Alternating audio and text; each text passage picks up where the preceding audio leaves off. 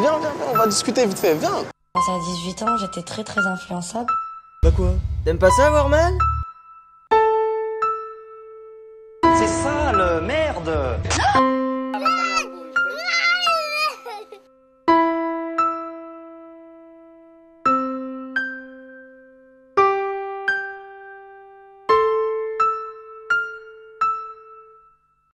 C'est parce qu'il y a cette hiérarchie entre les sexes et qui est calquée sur une représentation qui a été faite aux aubes de l'humanité, qui a permis aux hommes de considérer que le corps de leur fille ou de leur sœur leur appartenait pour qu'ils puissent l'échanger contre le corps des filles et des sœurs d'autres hommes pour obtenir des épouses.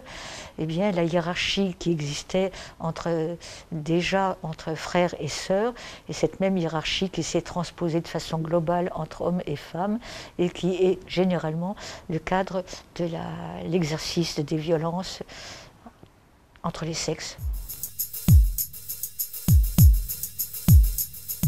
On est vraiment parti sur le fait de se dire on va parler des violences faites aux femmes puisqu'on n'en a jamais parlé jusque-là. C'est un problème de santé publique qui est reconnu par l'Organisation mondiale de la santé, qui touche tout le monde. Pour éviter finalement de segmenter, on a dit nous on va essayer d'être le plus exhaustif possible sur le sujet des violences faites aux femmes. Des plus insidieuses aux plus visibles. On a souhaité intervenir dans le champ français métropole mais également outre-mer parce qu'il y a aussi des spécificités au niveau des outre-mer. On s'est cantonné au territoire français pour ne pas non plus rentrer sur l'international et rentrer dans des champs qui nous concernent un petit peu moins. On va bien évidemment aussi parler de l'esclavage, puisque l'esclavage moderne existe, l'esclavage contemporain existe, des personnes sont esclaves sur le territoire français, dans nos villes, dans nos campagnes, de véritables esclaves comme c'était auparavant, donc ça nous paraissait aussi important de pouvoir parler de ça et pas de parler que des violences dont on avait le plus l'habitude. Elle a révélé surtout aussi le silence qu'il y avait sur le voile qu'il y avait sur ces violences, qui étaient non dites, puisqu'au moment de l'enquête, les 2/3 environ des femmes parlaient pour la première fois des violences qu'elles avaient subies. Elles ont aussi révélé que les violences étaient particulièrement perpétrées dans la sphère privée, notamment dans la sphère conjugale. Elle a aussi révélé l'importance des violences psychologiques. Elle avait aussi montré l'importance à l'époque déjà du harcèlement de rue, dont on parle maintenant, et enfin aussi l'importance du viol conjugal dont on parlait un peu pour la première fois en France à l'époque. L'enquête Virage est véritablement une enquête qui s'inscrit dans la filiation de l'enquête ANVEF. Son objectif premier est d'actualiser les données et donc de faire l'état des lieux 15 ans après sur tous les types de violences qui ont été mesurées par l'enquête ANVEF, donc à la fois les violences verbales, psychologiques, économiques, sexuelles, physiques, dans toutes les sphères de vie, le travail, les études, le couple et la sphère intrafamiliale pendant l'enfance et l'adolescence. L'enquête ANVEF a été faite auprès de presque 7000 femmes. Là sont interrogées 17 500 femmes et aussi 17 500 hommes. Les violences, en fait, sont perpétrées dans tous les milieux sociaux. Toutes les enquêtes en France et ailleurs montrent que les plus jeunes sont les plus exposés au risque de violence. De même, et ça c'est important aussi, toutes les personnes exclues du système social. Le coût de l'enquête est de presque 3 millions d'euros, 3 300 000, un peu plus même, pardon.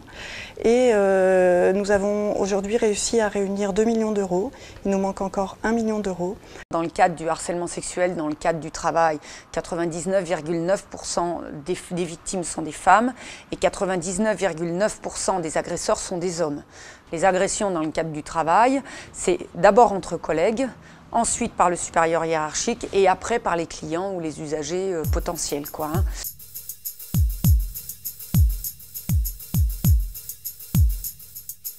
La compréhension du harcèlement sexuel, c'est comprendre les rapports de pouvoir homme-femme. Cette idéologie managériale un peu brutale, un peu virile, un peu costaud, un peu musclé, je vais dire, et donc du côté de la virilité, va introduire dans la vie des entreprises un climat assez sexiste où la construction de la virilité va se faire forcément sur l'humiliation de la féminité. Aujourd'hui, une entreprise peut être considérée comme une championne en matière d'égalité femmes-hommes, tout en ne faisant rien sur le terrain du harcèlement sexuel. Les employeurs doivent remplir leurs obligations légales de prévention du harcèlement sexuel et pour pouvoir remplir ces obligations, doivent se former et s'informer sur ce qu'est le harcèlement sexuel. De manière générale, le conseil qu'il faut donner à un salarié, je vais dire, plutôt que victime, qui est en souffrance au travail, donc peut-être dans une situation de harcèlement, c'est de ne pas rester seul. C'est la consigne absolue. Il faut se référer aux acteurs de l'entreprise, à celui dans lequel on a confiance. Et là, la voie d'entrée peut donc être différente dans chaque cas de figure. Le médecin du travail, absolument.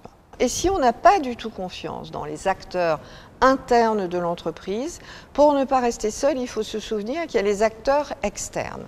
Alors, cette liste d'acteurs internes et d'acteurs externes, on la trouve sur de nombreux sites, notamment le site souffranceettravail.com, où on montre bien qui on peut aller voir en cas de difficulté dans le guide du travailleur. Et en tout cas, se dire, c'est fini, je ne suis plus seul. Et quand on n'est plus seul, le harcèlement est rompu.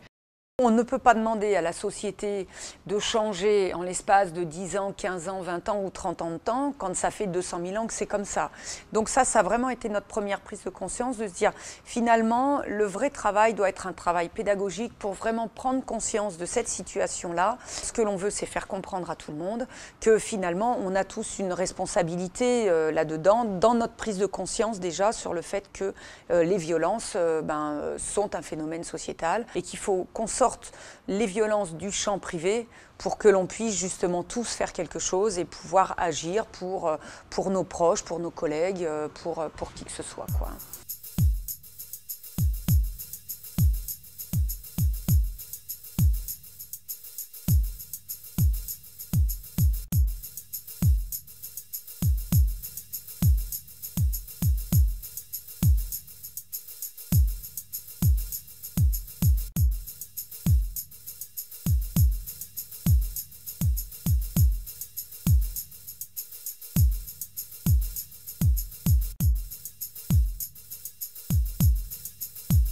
La mission interministérielle de protection des femmes et de lutte contre la traite des êtres humains a 3 grandes missions. Stabiliser les statistiques, mutualiser les bonnes pratiques, donc déjà les repérer, et ensuite permettre leur mutualisation, ce qui évite que chacun invente le fil à couper de beurre que le voisin avait déjà trouvé.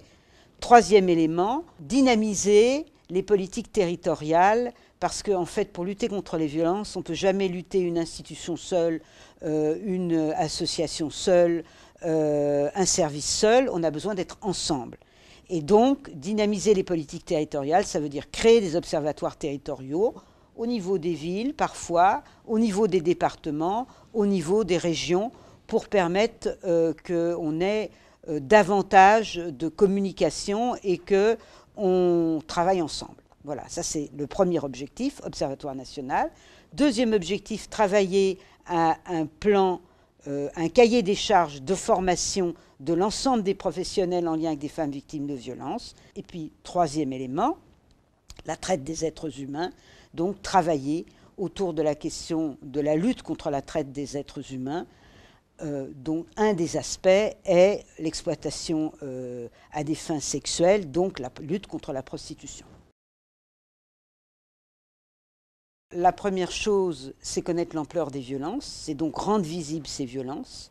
Donc c'est un certain nombre d'enquêtes que nous avons faites.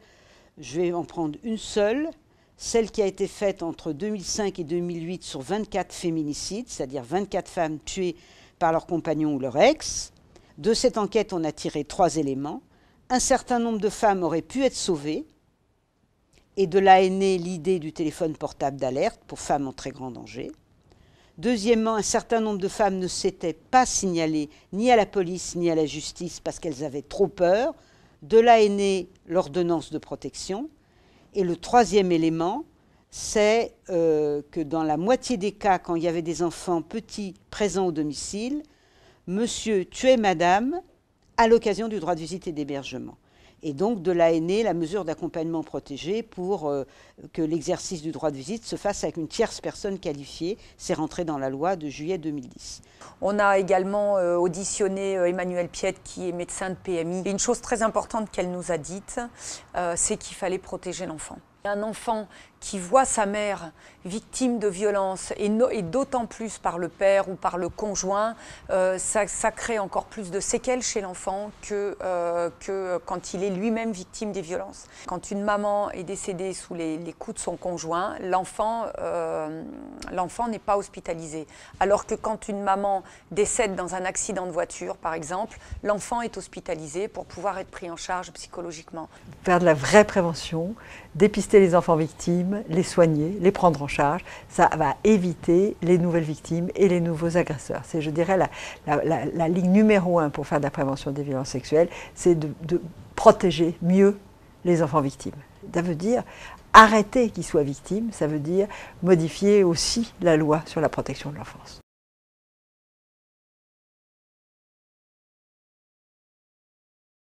En ce moment, les demandes et les revendications du collectif sont l'arrêt des correctionnalisations des viols et puis la reconnaissance de l'inceste comme un crime en tant que tel pour que les enfants ne soient pas encore obligés de prouver la menace, la contrainte, la violence ou la surprise lorsqu'il y a eu pénétration.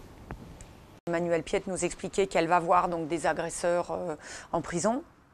Alors, elle n'en voit pas tant que ça, puisque finalement, que 10% des femmes à peu près portent plainte, hein, donc c'est quand même relativement peu. Et dans ces 10%, ils ne sont pas forcément tous condamnés. Mais en tous les cas, ceux qu'elle est allée voir dans la prison où elle va, 100% des agresseurs avaient été soit victimes de violences, soit avaient vu leur mère victime des violences. On a aussi auditionné Muriel Salmona, donc, qui est psychiatre, qui travaille énormément sur ces sujets-là de violences faites aux femmes. Elle a d'ailleurs un site mémoiretraumatique.org qui est vraiment très instructif là-dessus. Et elle nous a expliqué plusieurs choses. La première, c'est qu'il y a une explication scientifique au phénomène de mémoire traumatique. Pourquoi parle-t-on de sidération et de stress post-traumatique après un viol? Eh bien, c'est une question aujourd'hui en forme d'erratum. Pour repréciser ce que nous vous avions dit lors du Allo Docteur consacré au viol, on vous avait montré une animation qui permet de comprendre pourquoi, après une agression sexuelle, la violence du traumatisme ne s'arrête pas. Pourquoi c'est une véritable torture qui touche l'intimité de la personne. Tout ça, on le sait aujourd'hui grâce aux travaux d'une psychiatre, le docteur Muriel Salmona. Alors, sur le plan cérébral, dès le début d'une agression, notre système d'alarme que vous allez voir, l'amygdale, qui est chargée de décoder les émotions et les stimuli de menace, va s'activer. Elle va déclencher une cascade de réactions pour préparer notre fuite. Elle provoque, entre autres, la production par les glandes surrénales que vous allez voir, jaunes au-dessus du rein, des hormones du stress. Vous connaissez l'adrénaline, le cortisol. Résultat, tout l'organisme est sous tension, le flux sanguin, le rythme cardiaque, la respiration s'accélère et les muscles sont contractés, prêts à amorcer la fuite. Quand une victime est immobilisée par un agresseur, très vite, c'est la surchauffe. L'amygdale cérébrale s'affole, les centres nerveux au niveau du cortex censés analyser et modérer les réactions sont comme dépassés par les signaux d'alerte, c'est la panique totale. L'amygdale surchauffe et donc la victime est dans un état de sidération, comme paralysée. Du coup, elle ne peut plus se défendre, ni crier, ni même plus réagir. Elle est comme paralysée. La victime est dans un état de stress extrême, dépassé. Elle sent qu'elle va mourir.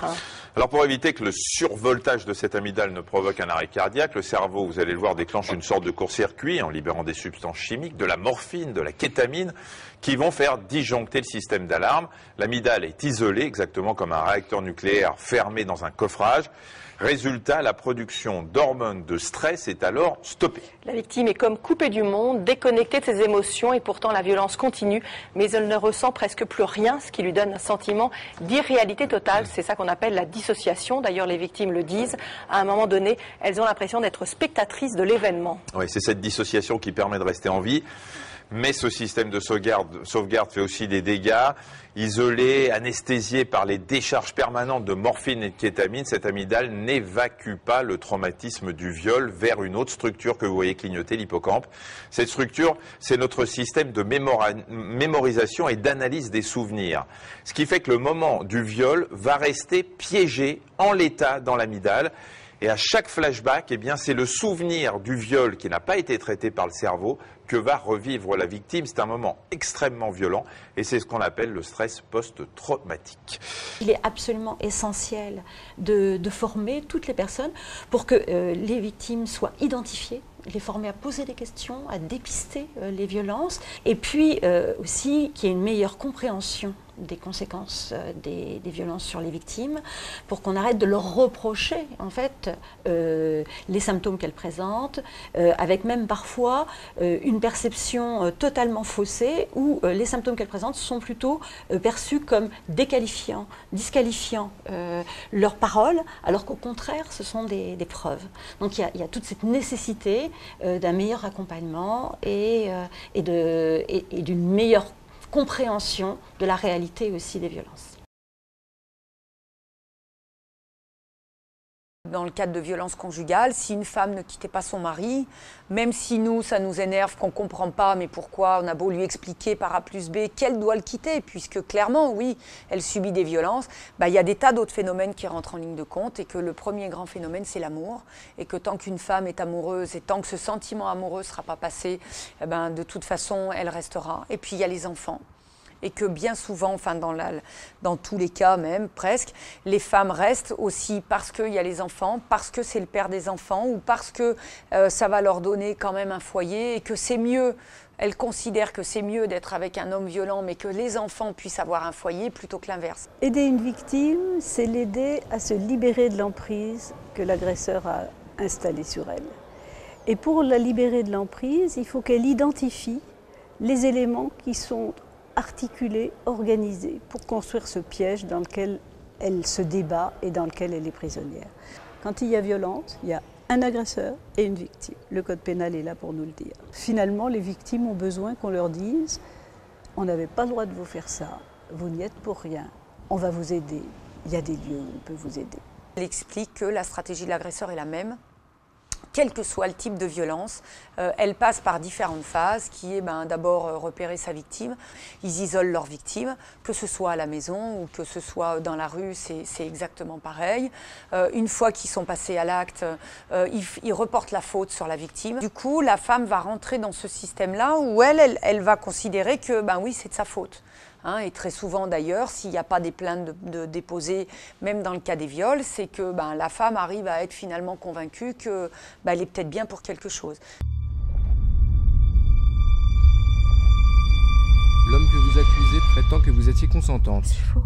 C'est la parole d'un père de famille contre celle de... Petite allumeuse! Encore? On va lui en vouloir à ce type, t'as vu ton corps? Tu vas vraiment ruiner la vie de cet homme pour un coup de... Quelle était la taille de son érection? De son érection. T'as mouillé? Vous dites qu'il vous a suivi dans l'escalier. Et après? Il m'a jeté par terre. Je sais plus après. Ah oui, c'est précis ça. Bravo. Comment pouvez-vous être sûr qu'il vous a violé si vous ne vous en souvenez pas? J'ai peut-être pas envie de m'en souvenir, vous pouvez comprendre ça? Chochotte. Tu ressasses ma vieille, passe à autre chose. Je suis désolé madame, je ne vois pas assez d'éléments probants dans votre déclaration. Besoin d'attention, c'est ça? Elle a tout inventé. Oh la vilaine petite menteuse. Salope. C'est ce qu'on leur fait aux petites menteuses. Vous savez, si vous n'aviez pas bu, vous ne T'es vous pas la seriez première, jamais tu seras pas trouvé la dans cette dernière. situation. Alors tu fais comme les Est-ce autres. que vous étiez Tu la extrêmement fermes. Je te raconterai chez toi si tu veux. Reprenons depuis le début. Mademoiselle, avez-vous été violée? Oui ou non? Je sais pas. Je sais plus en fait. Dans la stratégie de l'agresseur, donc sans aller vraiment dans le détail, il organise aussi son impunité. Donc il se débrouille pour que de toute façon, quoi que dise sa femme, les gens ne croient pas. Donc très souvent, c'est des gens qui sont très sociables, dans le cas de violence conjugale. On ne va pas imaginer que quelqu'un qui semble très équilibré puisse être un violeur. Donc voilà quoi. Et donc ils s'organisent aussi, de toute façon, dans la stratégie de l'agresseur, tout est fait pour que ça soit la femme qui soit mise en cause plutôt qu'autre chose. Et puis, dans le cadre notamment des violences conjugales, il y a une phase qui est importante que les professionnels appellent la lune de miel. C'est qu'à un moment donné, l'homme redevient gentil. L'homme va s'excuser, voire même pleurer. Et tout ça fait que du coup, elle se dit, finalement, il m'aime, donc je vais rester, je ne vais pas le laisser, puisque moi, je l'aime encore et que lui aussi, il m'aime. Et en plus, dans le phénomène de dégradation et de perte de l'estime de soi, ils arrivent aussi à tourner la chose de telle manière que la femme reste persuadée qu'en fait, il n'y a que lui qui peut l'accepter, elle, parce que comme c'est une bonne à rien, finalement, elle a drôlement de la chance d'être avec un homme comme lui qui s'occupe d'elle. Ils sont agresseurs pour de multiples raisons, notamment, on l'a vu, on l'a répété, aussi parce qu'ils ont été victimes ou parce qu'ils ont vu. Donc, c'est pas pour autant que ça excuse ce qu'ils font, mais en tous les cas, il faut les traiter pour prévenir la récidive. On ne peut pas dresser un profil, mais des profils d'agresseurs. La première grande catégorisation qu'on peut proposer, c'est de distinguer entre hommes violents ou entre hommes auteurs de violence, c'est-à-dire des gens qui répondent violemment à toute frustration, toute difficulté, donc des personnes qui ont plutôt des éléments de perversion d'ailleurs, que ce soit à un niveau narcissique ou aussi des éléments de sadisme qui viennent du coup amplifier ces violences et les légitimer dans son esprit en tout cas. Et puis les auteurs de violences qui, eux, se situent plus dans un registre contextuel, même s'il peut y avoir des passages d'une catégorie à l'autre, en plus ou en moins. Il y a des gens qui vont plus réagir à des déclencheurs, qui sont plus sujets à des manifestations qu'on peut appeler de faiblesse du moi, c'est-à-dire difficulté à tolérer l'angoisse en soi, difficulté à tolérer la frustration. Et leur réaction, ça va être de la violence par rapport à quelque chose qui, d'abord, en premier lieu, leur fait violence. Donc du coup, les stratégies thérapeutiques, évidemment, sont à définir en raison de ces deux principes, c'est-à-dire la violence pour la violence au sens de la jouissance, ou la violence au sens de ça me fait violence, et ce qui me fait violence légitime ma violence. Il y a des tas de phénomènes qui s'expliquent, il y a des tas de choses qui s'expliquent et c'est ensemble qu'on arrivera à faire avancer les choses. Si quelqu'un dans votre entourage a un changement de comportement assez brutal finalement dans les dernières semaines ou dans les derniers mois, c'est qu'il y a peut-être un problème de violence et notamment psychologique. S'il y avait une chose à faire, ça serait sensibiliser, informer, former. On est tous concernés, on peut tous aider, mais on a tous besoin de comprendre avant de pouvoir aider, avant de pouvoir faire quelque chose.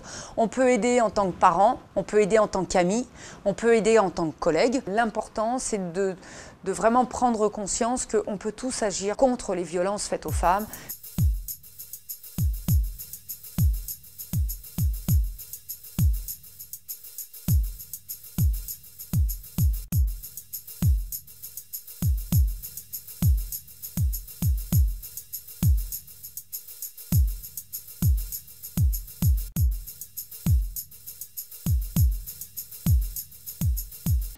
L'homme va s'excuser, voire même pleurer. Et tout ça fait que du coup, elle se dit, finalement, il m'aime, donc je vais rester, je ne vais pas le laisser, puisque moi, je l'aime encore et que lui aussi, il m'aime. Et en plus, dans le phénomène de dégradation et de perte de l'estime de soi, ils arrivent aussi à tourner la chose de telle manière que la femme reste persuadée qu'en fait, il n'y a que lui qui peut l'accepter, elle, parce que comme c'est une bonne à rien, finalement, elle a drôlement de la chance d'être avec un homme comme lui qui s'occupe d'elle. Ils sont agresseurs pour de multiples raisons, notamment, on l'a vu, on l'a répété, aussi parce qu'ils ont été victimes ou parce qu'ils ont vu. Donc, c'est pas pour autant que ça excuse ce qu'ils font, mais en tous les cas, il faut les traiter pour prévenir la récidive. On ne peut pas dresser un profil, mais des profils d'agresseurs. La première grande catégorisation qu'on peut proposer, c'est de distinguer entre hommes violents ou entre hommes auteurs de violence, c'est-à-dire des gens qui répondent violemment à toute frustration, toute difficulté, donc des personnes qui ont plutôt des éléments de perversion d'ailleurs, que ce soit à un niveau narcissique ou aussi des éléments de sadisme qui viennent du coup amplifier ces violences et les légitimer dans son esprit en tout cas. Et puis les auteurs de violences qui, eux, se situent plus dans un registre contextuel, même s'il peut y avoir des passages d'une catégorie à l'autre, en plus ou en moins. Il y a des gens qui vont plus réagir à des déclencheurs, qui sont plus sujets à des manifestations qu'on peut appeler de faiblesse du moi, c'est-à-dire difficulté à tolérer l'angoisse en soi, difficulté à tolérer la frustration. Et leur réaction, ça va être de la violence par rapport à quelque chose qui, d'abord, en premier lieu, leur fait violence.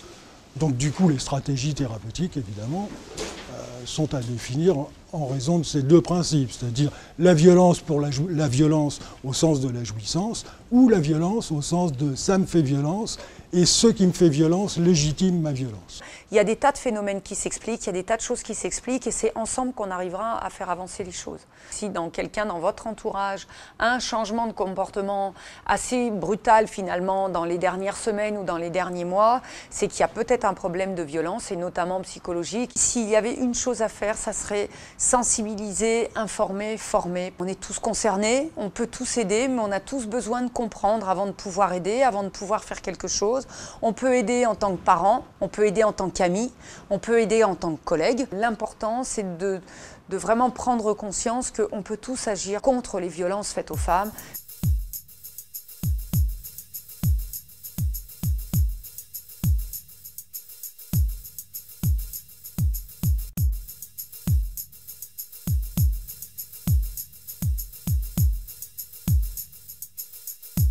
Et le troisième élément, c'est que dans la moitié des cas, quand il y avait des enfants petits présents au domicile, monsieur tuait madame à l'occasion du droit de visite et d'hébergement.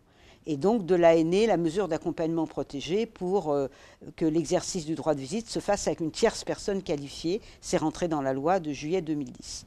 On a également auditionné Emmanuelle Piette, qui est médecin de PMI. Et une chose très importante qu'elle nous a dite, c'est qu'il fallait protéger l'enfant. Un enfant qui voit sa mère victime de violence et d'autant plus par le père ou par le conjoint, ça crée encore plus de séquelles chez l'enfant que quand il est lui-même victime des violences. Quand une maman est décédée sous les coups de son conjoint, l'enfant n'est pas hospitalisé.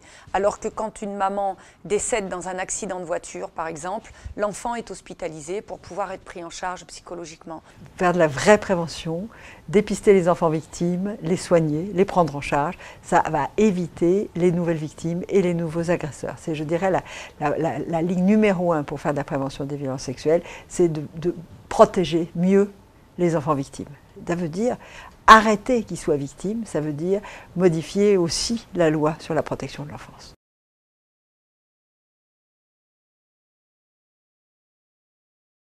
En ce moment, les demandes et les revendications du collectif sont l'arrêt des correctionnalisations des viols et puis la reconnaissance de l'inceste comme un crime en tant que tel pour que les enfants ne soient pas encore obligés de prouver la menace, la contrainte, la violence ou la surprise lorsqu'il y a eu pénétration. Emmanuelle Piette nous expliquait qu'elle va voir donc des agresseurs en prison. Alors, elle n'en voit pas tant que ça, puisque finalement, que 10% des femmes à peu près portent plainte, hein, donc c'est quand même relativement peu. Et dans ces 10%, ils ne sont pas forcément tous condamnés. Mais en tous les cas, ceux qu'elle est allée voir dans la prison où elle va, 100% des agresseurs avaient été soit victimes de violences, soit avaient vu leur mère victime des violences. On a aussi auditionné Muriel Salmona, donc, qui est psychiatre, qui travaille énormément sur ces sujets-là de violences faites aux femmes. Elle a d'ailleurs un site mémoiretraumatique.org qui est vraiment très instructif là-dessus. Et elle nous a expliqué plusieurs choses. La première, c'est qu'il y a une explication scientifique au phénomène de mémoire traumatique. Pourquoi parle-t-on de sidération et de stress post-traumatique après un viol? Eh bien, c'est une question aujourd'hui en forme d'erratum. Pour repréciser ce que nous vous avions dit lors du Allo Docteur consacré au viol, on vous avait montré une animation qui permet de comprendre pourquoi, après une agression sexuelle, la violence du traumatisme ne s'arrête pas. Pourquoi c'est une véritable torture qui touche l'intimité de la personne. Tout ça, on le sait aujourd'hui grâce aux travaux d'une psychiatre, le docteur Muriel Salmona. Alors, sur le plan cérébral, dès le... qui est en souffrance au travail, donc peut-être dans une situation de harcèlement, c'est de ne pas rester seul. C'est la consigne absolue. Il faut se référer aux acteurs de l'entreprise, à celui dans lequel on a confiance. Et là, la voie d'entrée peut donc être différente dans chaque cas de figure. Le médecin du travail, absolument. Et si on n'a pas du tout confiance dans les acteurs internes de l'entreprise, pour ne pas rester seul, il faut se souvenir qu'il y a les acteurs externes. Alors, cette liste d'acteurs internes et d'acteurs externes, on la trouve sur de nombreux sites, notamment le site souffranceettravail.com, où on montre bien qui on peut aller voir en cas de difficulté dans le guide du travailleur. Et en tout cas, se dire, c'est fini, je ne suis plus seul. Et quand on n'est plus seul, le harcèlement est rompu. On ne peut pas demander à la société de changer en l'espace de 10 ans, 15 ans, 20 ans ou 30 ans de temps quand ça fait 200 000 ans que c'est comme ça.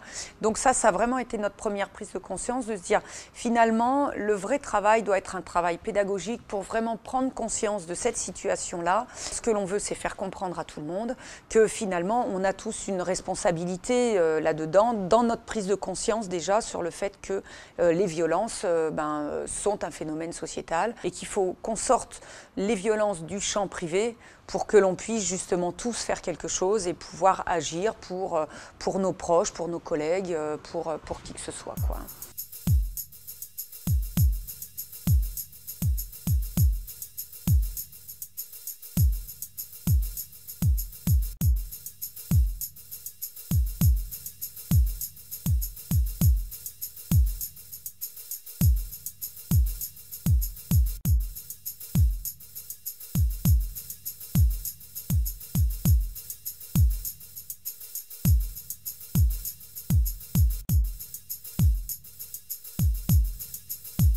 La mission interministérielle de protection des femmes et de lutte contre la traite des êtres humains a 3 grandes missions. Stabiliser les statistiques, mutualiser les bonnes pratiques, donc déjà les repérer, et ensuite permettre leur mutualisation, ce qui évite que chacun invente le fil à couper de beurre que le voisin avait déjà trouvé.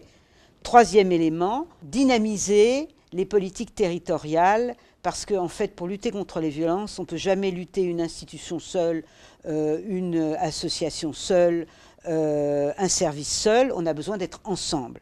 Et donc, dynamiser les politiques territoriales, ça veut dire créer des observatoires territoriaux au niveau des villes, parfois, au niveau des départements, au niveau des régions, pour permettre qu'on ait davantage de communication et qu'on travaille ensemble. Voilà, ça c'est le premier objectif, Observatoire national.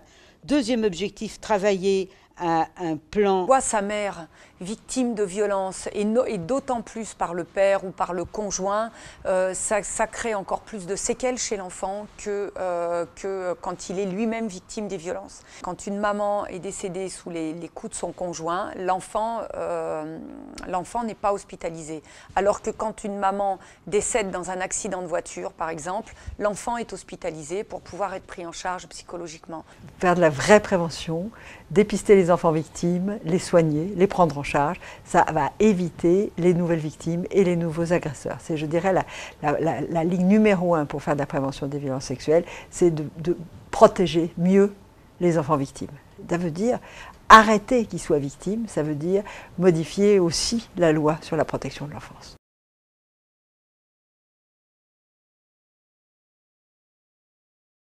En ce moment, les demandes et les revendications du collectif sont l'arrêt des correctionnalisations des viols et puis la reconnaissance de l'inceste comme un crime en tant que tel pour que les enfants ne soient pas encore obligés de prouver la menace, la contrainte, la violence ou la surprise lorsqu'il y a eu pénétration.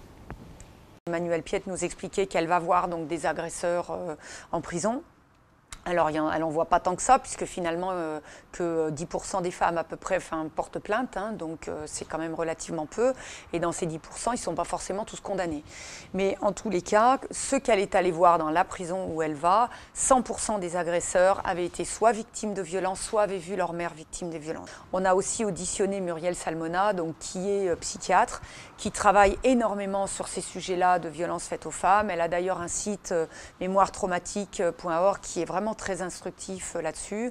Et elle nous a expliqué plusieurs choses. La première, c'est qu'il y a une explication scientifique au phénomène de mémoire traumatique. Pourquoi parle-t-on de sidération et de stress post-traumatique après un viol? Eh bien, c'est une question aujourd'hui en forme d'erratum. Pour repréciser ce que nous vous avions dit lors du Allo Docteur consacré au viol, on vous avait montré une animation qui permet de comprendre pourquoi, après une agression sexuelle, la violence du traumatisme ne s'arrête pas. Pourquoi c'est une véritable torture qui touche l'intimité de la personne. Tout ça, on le sait aujourd'hui grâce aux travaux d'une psychiatre, le docteur Muriel Salmona. Alors, sur le plan cérébral, dès le début d'une agression, notre système d'alarme que vous allez voir, l'amygdale, qui est chargée de décoder les émotions et les stimuli de menace, va s'activer. Elle va déclencher une cascade de réactions pour préparer notre fuite. Elle provoque, entre autres, la production par les glandes surrénales que vous allez voir, jaunes au-dessus du rein, des hormones du stress. Vous connaissez l'adrénaline, le cortisol. Résultat, tout l'organisme est sous tension, le flux sanguin, le rythme cardiaque, la respiration s'accélère et les muscles sont contractés, prêts à amorcer la fuite. Quand une victime est immobilisée par un agresseur, très vite, c'est la surchauffe. La touche l'intimité de la personne. Tout ça, on le sait aujourd'hui, grâce aux travaux d'une psychiatre, le docteur Muriel Salmona. Alors, sur le plan cérébral, dès le début d'une agression, notre système d'alarme que vous allez voir, l'amygdale, qui est chargée de décoder les émotions et les stimuli de menace, va s'activer. Elle va déclencher une cascade de réactions pour préparer notre fuite. Elle provoque, entre autres, la production par les glandes surrénales que vous allez voir, jaunes au-dessus du rein, des hormones du stress.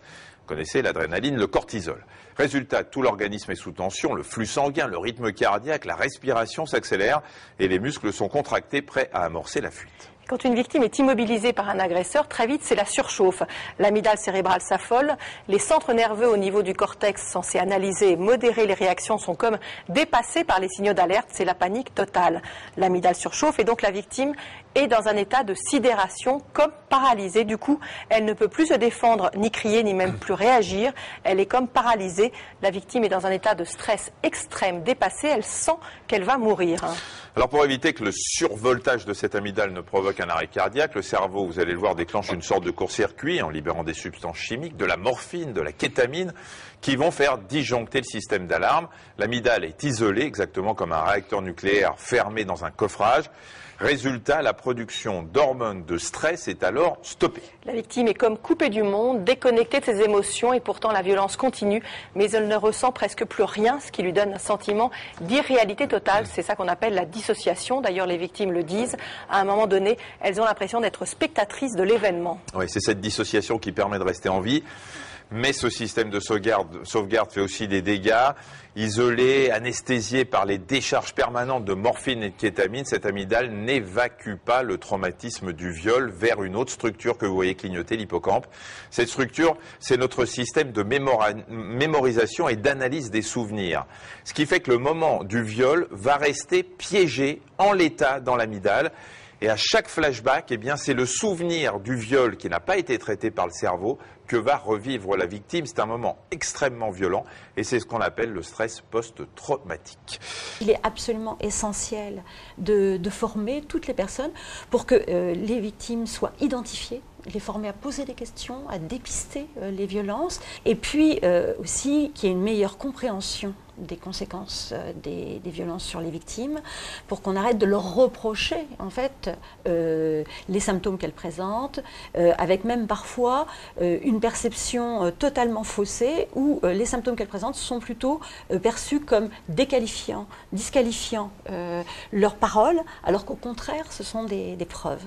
Donc il y a toute cette nécessité d'un meilleur accompagnement et d'une meilleure compréhension